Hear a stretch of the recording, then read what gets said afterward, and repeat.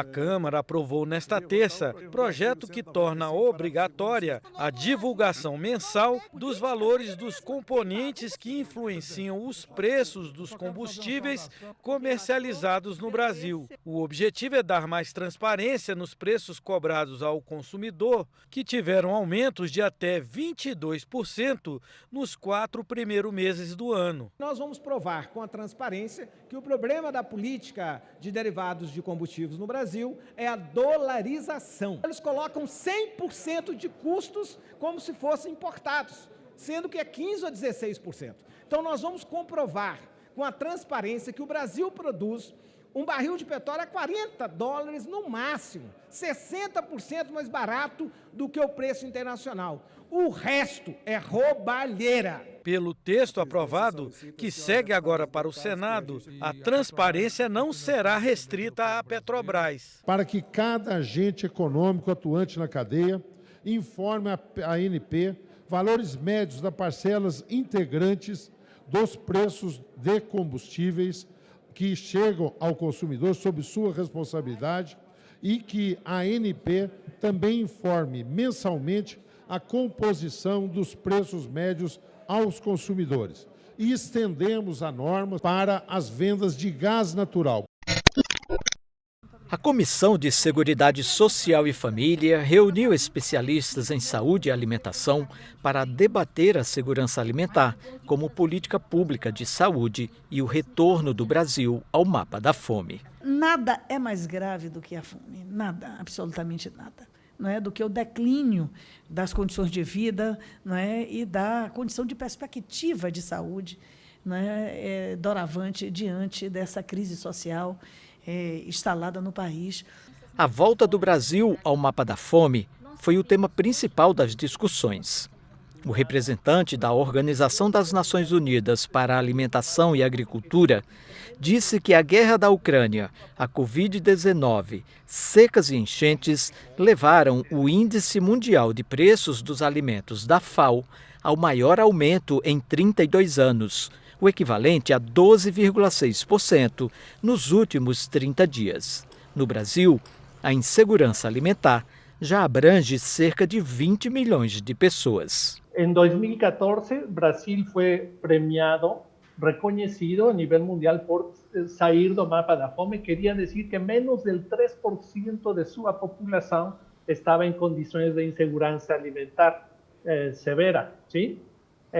As cifras agora são cerca del 9 e 10%. Para a ex-ministra do Desenvolvimento Social e Combate à Fome, Tereza Campelo, a experiência brasileira prova que combater a fome e a pobreza melhora a saúde da população.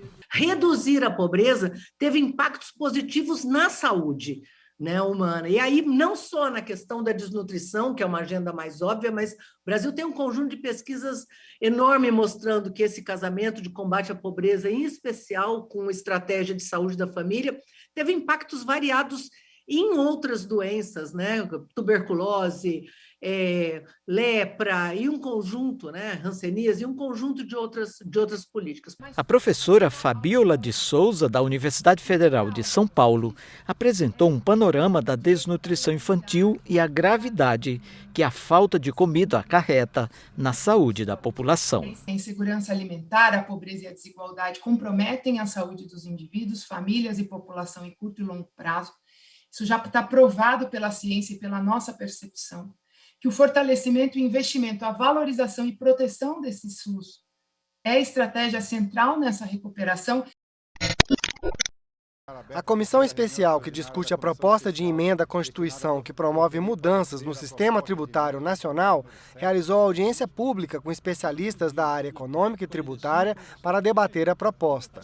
A PEC promove uma mudança radical no sistema tributário brasileiro, ao extinguir praticamente todos os tributos em vigor, como o ICMS, IPI, IPVA, IPTU, contribuições previdenciárias sobre folha de pagamentos, entre outros. Ficariam apenas 3 impostos: os incidentes sobre a renda, sobre o consumo de bens e serviços e sobre o patrimônio. Para o economista e consultor Antônio Lício, o atual sistema de taxação de todos os elos da cadeia produtiva não deu certo no Brasil e gerou o que chamou de caos tributário. Para ele, a simplificação proposta na PEC visa taxar apenas o último elo da cadeia produtiva sem perda de receita, que é o varejo e o consumo. É o que tem nos Estados Unidos. Lá nos Estados Unidos, então, o imposto sobre produção é o chamado sales tax, que só incide no último elo da cadeia produtiva. Algumas cadeias produtivas, nós temos mais de 10 elos até chegar ao produto final, até o consumo. Exemplo, carne de ave ou carne suína. Desde o fertilizante da soja até a soja do milho, depois passa para o milho, para a fábrica de ração, por aqui, até transforma isso em carne de aves e é vendido ao consumidor final. São quase 10 elos de cadeia. Imagina cada um, sendo administrador tributário, vou começar a fazer um sistema tributário para administrar isso, para pegar cada elo da cadeia. Não vai dar. O diretor do Instituto Cearense de Estudos Tributários, Luiz Bichara, acha válida a tentativa de simplificação do modelo tributário proposta pela PEC, mas vê com preocupação um possível aumento na tributação sobre o consumo, o que afetaria a parcela mais pobre da população. Para ele, é preciso um estudo mais aprofundado sobre a proposta. Eu acho que a ideia é excelente e torço para que a gente consiga realmente trilhar esse caminho, mas nós não podemos sacrificar o financiamento do Estado. Quer dizer, ainda que tenhamos essas bases de cálculos desenhadas na PEC 7, que conta nós teremos que fazer para chegar nessa arrecadação? Por exemplo, só da contribuição previdenciária. Nós precisamos do modelo matemático aqui, né? Me fala-se muito do sistema americano. Mas eu também gostaria de consignar o seguinte: nos Estados Unidos a gente tem um federalismo muito diferente do federalismo brasileiro, né? Ou seja, os tributos praticados sob a forma de cobrança, né, americana podem até funcionar, um ou outro aqui, mas não adianta também nós acharmos que nós vamos conseguir importar o federalismo americano. Isso eu acho que não será possível, né? O autor da proposta de emenda à Constituição, deputado Luiz Felipe de Orleans e Bragança, disse que o objetivo da comissão especial é justamente aprofundar o debate e promover mudanças necessárias ao texto. O deputado afirmou que é preciso sim reformular o modelo tributário brasileiro, e a PEC tem essa intenção. Apontar como é que a gente sai disso, como é que a gente ainda vai continuar mantendo as nossas despesas de Estado Social dentro de um novo modelo. É possível? Eu, intuitivamente, acho que sim. Eu vejo numa modelagem macroeconômica, olhando de cima para baixo, eu acredito que sim. No entanto, acho que precisa comprovar e reprovar isso junto com os outros deputados para que a gente leve isso a voto, eventualmente. Para ajudar a reduzir o preço da conta de luz, os deputados aprovaram nesta terça-feira projeto que regulamenta a devolução dos valores cobrados a mais pelo fisco dos consumidores de energia elétrica. A medida viabiliza a restituição de valores de PIS/COFINS pagos a maior depois que o STF considerou inconstitucional incluir o ICMS na base de cálculo daqueles tributos. A decisão do Supremo gerou um crédito tributário de 60 bilhões de reais em favor das distribuidoras que ingressaram com essa ação. Logicamente que esse crédito não pertence às distribuidoras, afinal de contas foi uma bitributação. Ela pertence ao consumidor.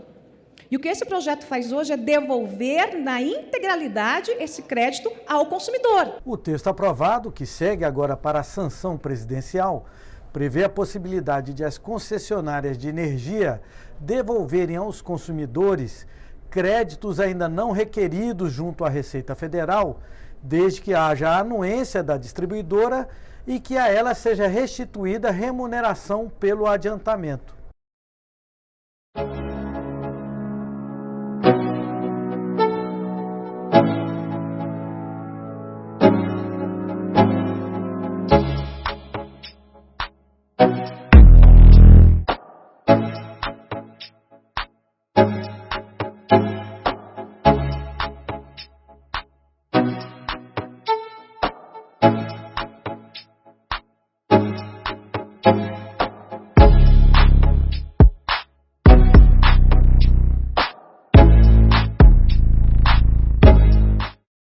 E um projeto de lei em tramitação aqui na LESP busca tornar obrigatória a afixação de cartazes informativos sobre alienação parental nas escolas estaduais.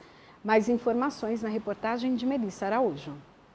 De autoria do deputado estadual Douglas Garcia, do Republicanos, torna obrigatória a fixação de cartazes informativos sobre alienação parental nas dependências das escolas estaduais, dos prédios do Poder Judiciário e das delegacias de polícia do Estado. O advogado Paulo Akiyama aproveitou para esclarecer o que é alienação parental. Geralmente ocorre com um divórcio litigioso, principalmente quando há uma discussão sobre a guarda da criança. Tá? Então, aquele genitor guardião, o que ocorre com ele? Ele começa a criar falsas memórias na criança ou no adolescente, de forma a criar dificuldades da convivência entre essa criança e o outro genitor.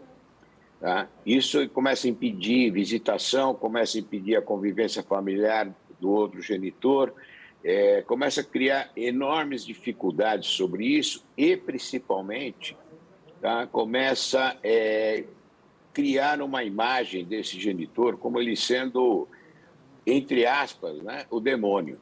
O advogado Paulo Akiyama aproveitou para esclarecer o que é alienação parental. Esse genitor alienado, ele tem já todos os indícios da prática da alienação parental.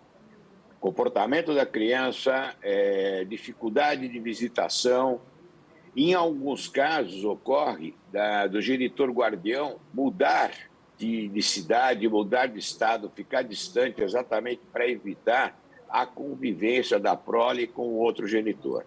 O advogado também explicou que, se a alienação parental for comprovada, é possível acontecer a inversão da guarda da criança ou adolescente.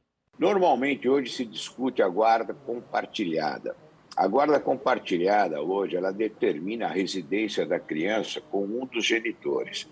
E, nesse caso específico, se houver a prática da alienação parental e devidamente comprovada através de um laudo biopsicossocial ou psicológico, tá? O juiz pode determinar a inversão dessa residência, a fim do que sempre buscar que essa criança ou adolescente tenha uma convivência familiar saudável, que é essa a busca de todos nós. Em cerimônia no Jardim Botânico de São Paulo, o governador Rodrigo Garcia assinou o Decreto de Proteção Ambiental, o CAD Madeira. Um cadastro estadual das pessoas jurídicas que comercializam no estado de São Paulo produtos e subprodutos de origem nativa da flora brasileira.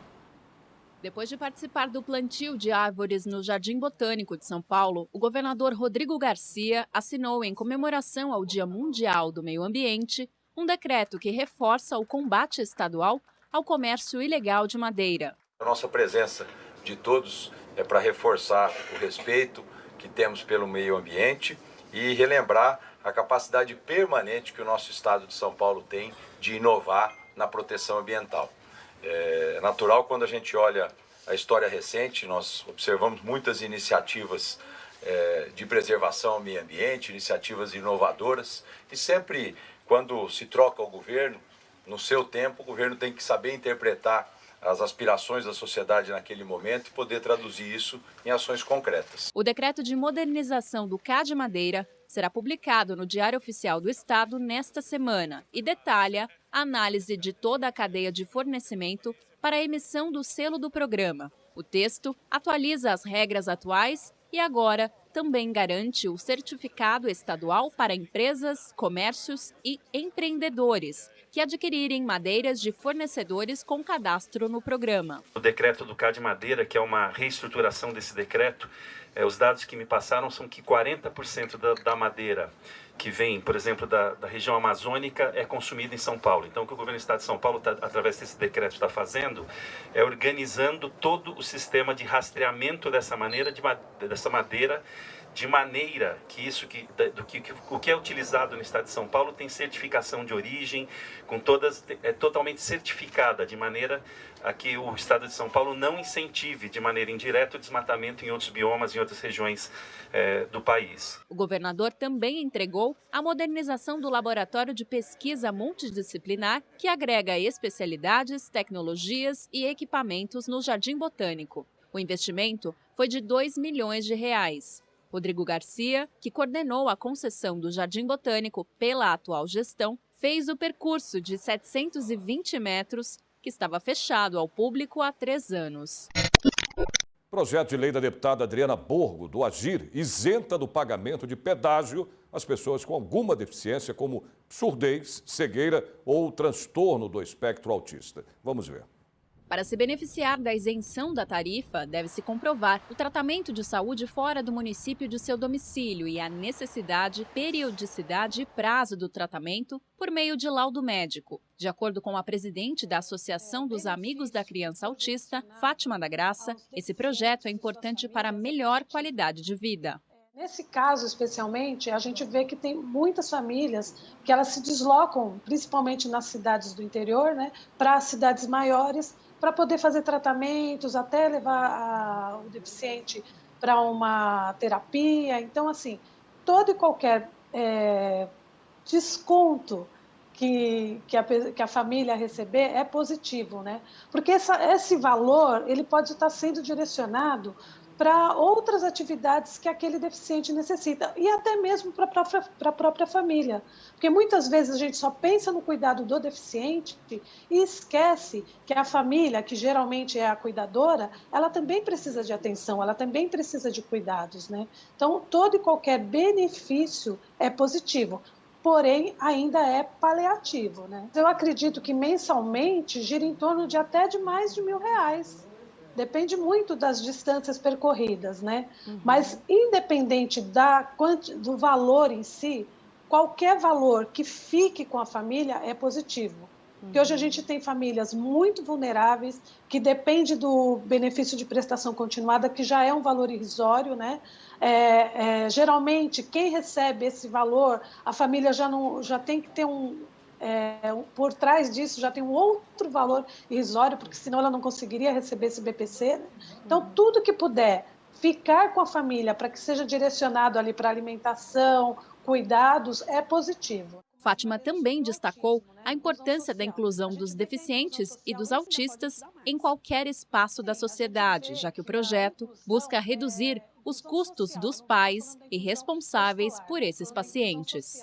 A gente vê que a inclusão social em São Paulo ela está muito presente, está sendo muito bem trabalhada. A gente vê hoje a inclusão sendo feita no metrô, nos estabelecimentos comerciais, até o atendimento prioritário ele vem sendo respeitado sempre que possível. Então a gente ganha muito com isso. O Estado ele foi condenado por uma ação civil pública em 2001 a garantir escola para todos os autistas, né? Então o Estado ele vem fazendo convênios, credenciamentos com escolas especializadas para aqueles autistas que não se beneficiam da escola regular.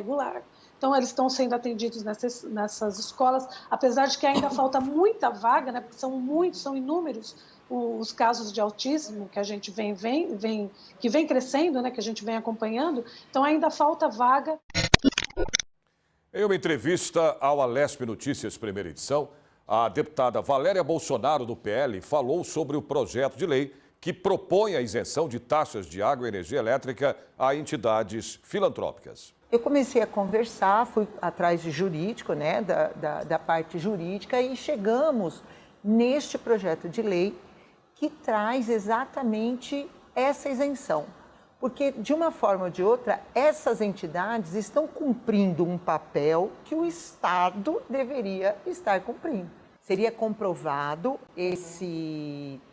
essas entidades que trabalham, né, a necessidade que elas têm para que elas possam diretamente nos locais, Sanasa, Sabesp, na minha cidade, por exemplo, que é a CPFL, entrar com a documentação para pedir a isenção do consumo.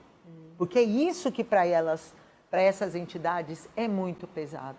Para entidades menores, então, de cidades menores, de pequenos municípios, para eles é um dinheiro muito grande que acaba saindo da entidade e que faz uma falta tremenda para eles. Então, seria comprovado toda a documentação da entidade, tudo corretamente, e aí essa entidade pediria essa isenção nas sessões pertinentes, né, CPFL, Sanasa, Sabesp, etc., para que aí não fosse pago esse tipo de tributo.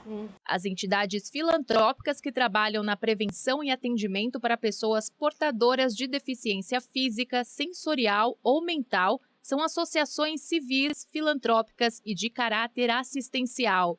A missão é promover ações de defesa, apoio à família e melhoria da qualidade de vida à pessoa com deficiência. Um assunto muito sensível que mexe com todos nós, né? Nós precisamos dar para essas pessoas o mínimo de dignidade, e essas pessoas que mantêm essas instituições filantrópicas fazem um trabalho maravilhoso. São pessoas que fazem doação, né, de coração, é amor ali, muito trabalho, muito amor envolvido.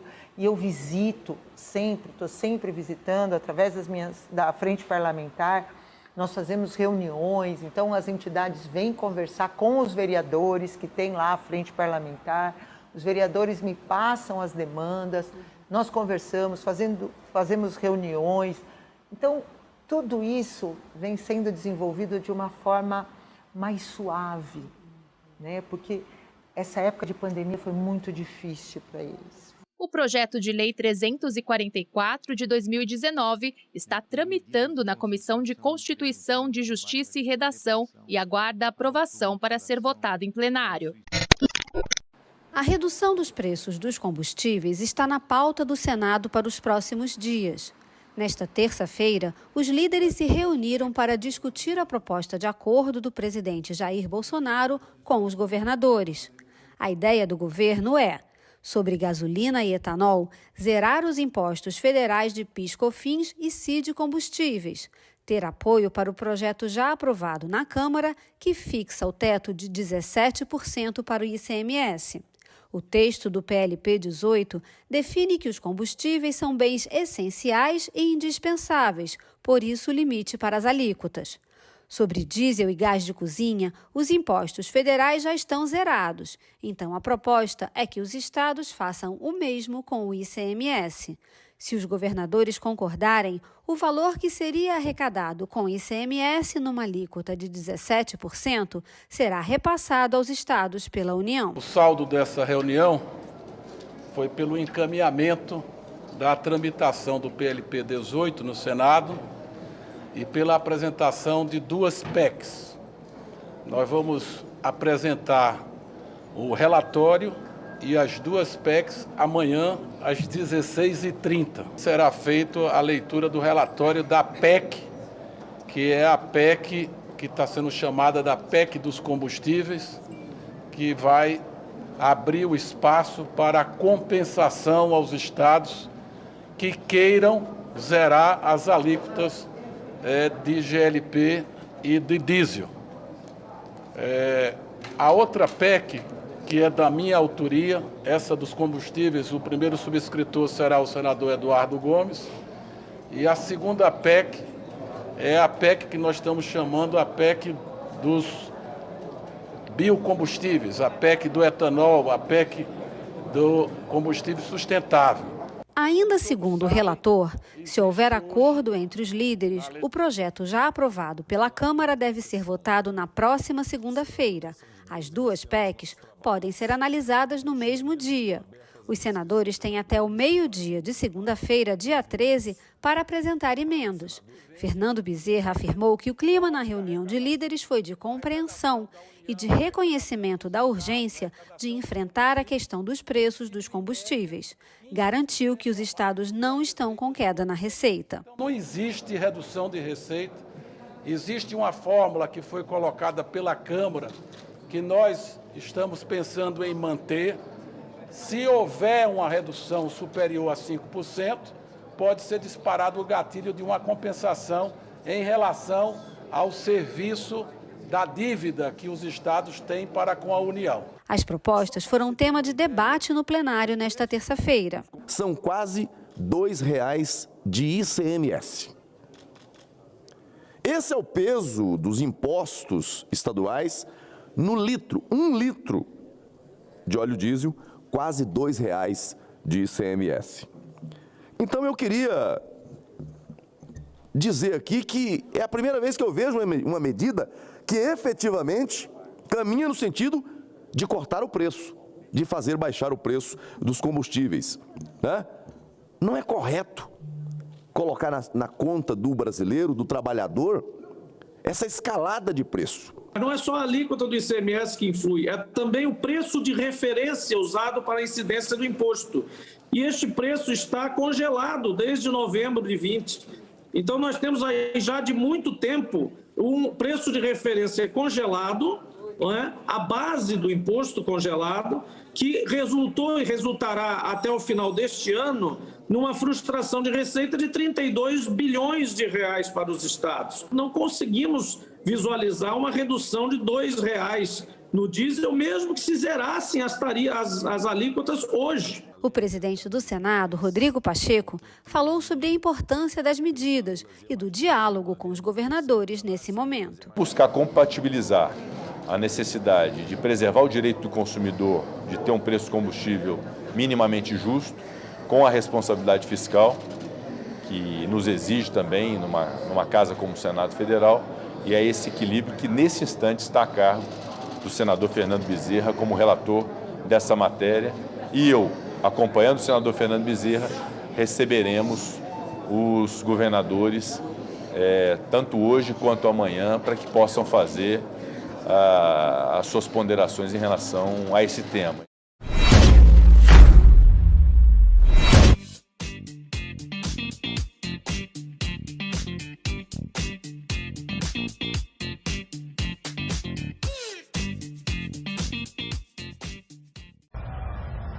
Pessoal, eu e o nosso secretário de Cultura, o Regis Berreta, aqui, em frente ao nosso anfiteatro Isaltino Casemiro, já no Parque Linear da FEPASA, em obras, o aterro sendo feito, para anunciar mais uma benfeitoria nesse espaço.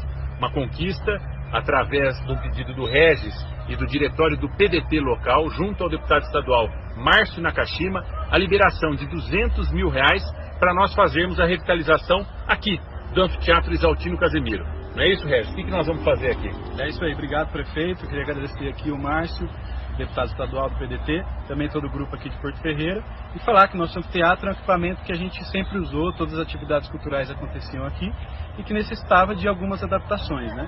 Então a gente vai fazer agora toda a pintura, também vai arrumar o forro, deixar com o forro original, e também dar um jeito no palco lá. Então, para os usuários do nosso anfiteatro, para a nossa cidade, mais um presente. E eu, em nome da cidade, agradeço você, Regis, o PDT e o nosso amigo deputado estadual Márcio Nakashima. A licitação já está publicada, em alguns dias, mais esse espaço também em obras.